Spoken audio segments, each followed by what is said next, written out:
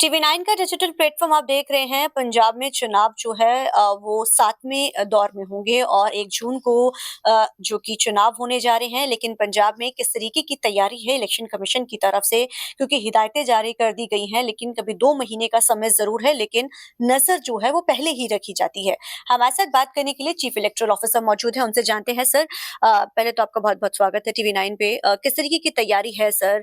कितनी total forces लगाई गई है, गाइडलाइंस भी जारी कर दी गई, तो किस तरीके से इलेक्शन कमीशन इन सब के ऊपर पैनी नजर रखे हुए है? इलेक्शन कमीशन ऑफ इंडिया की गाइडलाइंस के मुताबिक हमारी सारी तैयारियां मुकम्मल हैं। हम्म। हमने स्टेट लेवल पे भी हम्म। और डिस्ट्रिक्ट लेवल पे भी सारे कंट्रोल रूम सारे एक्टिवेट कर चुके हैं। मॉडल कोड ऑफ कंडक्ट लागू हो चुका है हम्म। और उसकी इम्प्लीमेंटेशन अभी चल रही है। हम्म। और सारे हमने एडवांस फोर्स भी मंगवाया था। हम्म। तो 25 कंपनी जो सीएपीएफ की है हम्म। वो अभी एरिया डोमिनेशन और कॉन्फिडेंस बिल्डिंग मेशर्स में लगी हुई है।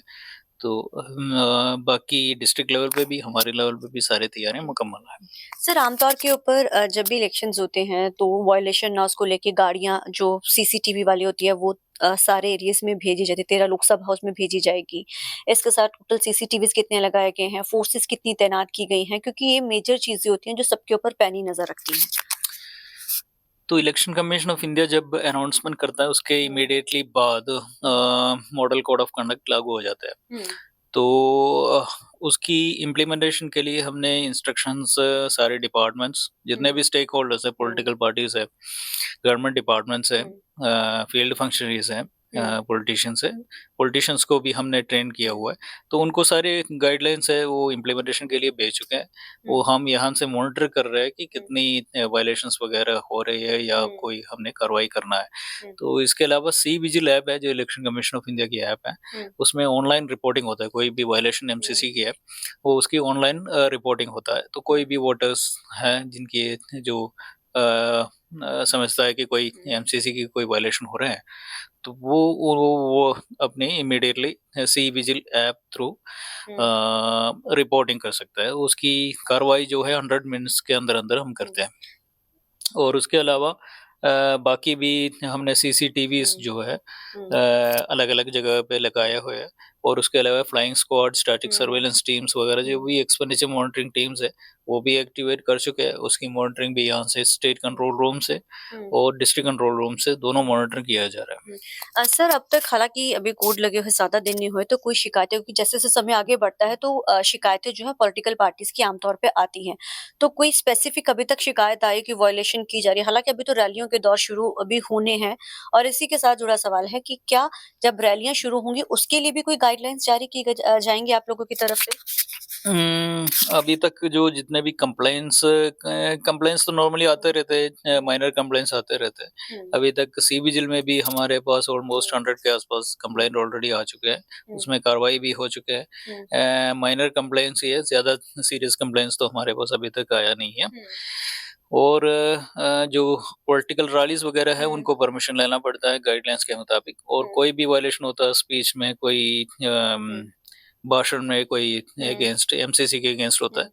तो हम इमीडिएटली उसकी कार्रवाई करते हैं, उसकी हम वीडियो रिकॉर्डिंग करते हैं। हुँ। और कोई भी वायलेशन होता है तो हम कार्रवाई करते हैं उसकी। सर, आखिरी सवाल है, आप मॉनिटरिंग किस तरीके से की जा रही है? कोई सीसीटीवीज़ के साथ-साथ आपका जो मॉनिटरिंग रूम है उसमें किन-किन बारीकियों को जो देखा जा रहा है जिससे आपको लगता है कि ये वायलेशन हो रही है और ये चीज़ नहीं होनी चाहिए? अभी जो इमीडिएटली इलेक्शन हुँ। अनाउंसमेंट के बाद हुँ। हमारा जो है फ्लाइंग स्क्वाड और स्टैटिक सर्वेलेंस टीम्स है, वो एक्टिवेट कर चुके हैं, नाकास वगैरह में लग हुँ। चुके हैं। और उसकी जो ऑनलाइन रिपोर्टिंग है, हुँ।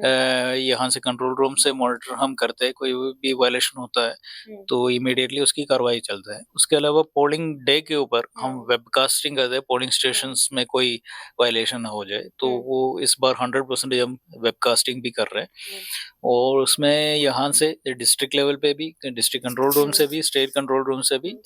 उसकी पैनी नज़र हम रखते हैं। वोटर्स को लुभाने के लिए ज़्यादा से ज़्यादा वोटों की लोकसभा चुनाव में आमतौर के ऊपर कम वोटिंग होती है। लेकिन वोट शेयर बढ़ाने के लिए लोगों को किस तरीके से और न्यू वोटर्स को कैसे लुभाने के लिए आप लोगों की तरफ से कुछ इस बार कुछ डिफरेंट इनिशिएटिव किया गया जिससे कि लोग ज़्यादा से ज़्यादा वोटिंग करें या कोई आप लोगों की तरफ से लोगों को जागरूक भी किया जा रहा है टीम्स के तहत, कुछ ऐसा किया जा रहा है सर? हाँ, हमारी कोशिश यही है वोटिंग परसेंटेज क्योंकि वोटर्स की जो पार्टिसिपेशन है डेमोक्रेसी में काफ़ी हुँ, मायने रखती है। तो जो वोटर पार्टिसिपेशन इंक्रीज़ करने के लिए हमारी एक प्रोग्राम चलता है, इसको स्वीप कहते हैं, hmm, systematic voter hmm, education and enrolment programme. Hmm, तो उसके अंडर हम काफ़ी कार्रवाई करते हैं, लोगों को हुँ, अवेयरनेस क्रिएट करते हैं।